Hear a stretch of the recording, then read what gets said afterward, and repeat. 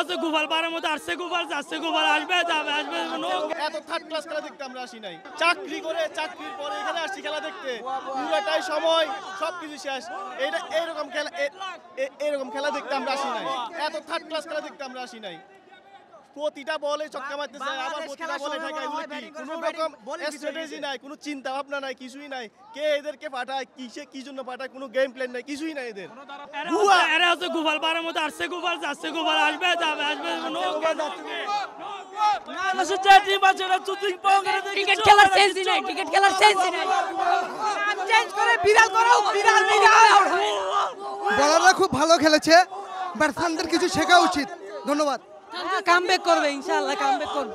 বাংলাদেশ অনেক ভালোভাবে খেলতেছে এইভাবে খেলতে থাকলে আইসিসি থেকে হারিয়ে যাবে কামব্যাক করবে ফালতু ফালতু ফালতু মুস্তাফিজ বাড়া গেলে what happen for Bangladesh cricket এখনো বুয়া boycott Bangladesh cricket boycott Shakib Khan comeback আমরা বাংলাদেশের সমর্থক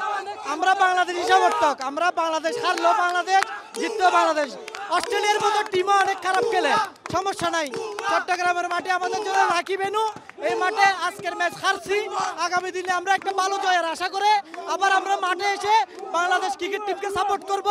বাংলাদেশ যতবার হারবে আমাদের সমস্যা নাই কিন্তু আমরা বাংলাদেশ ক্রিকেট টিমের জন্য সবসময় দোয়া এবং ভালোবাসা থাকবে আমরা বাংলাদেশ ভালোবাসি আমরা বাংলাদেশ টিমকে ভালোবাসি সেকেন্ড ম্যাচে কামব্যাক করবে সেকেন্ড ম্যাচে ঠিক আছে এগুলো তো ভালো না বুয়া সিরিজ জিতবো আমরা সিরিজ জিতবো প্রেমিক হিসেবে সাকিবুল হাসান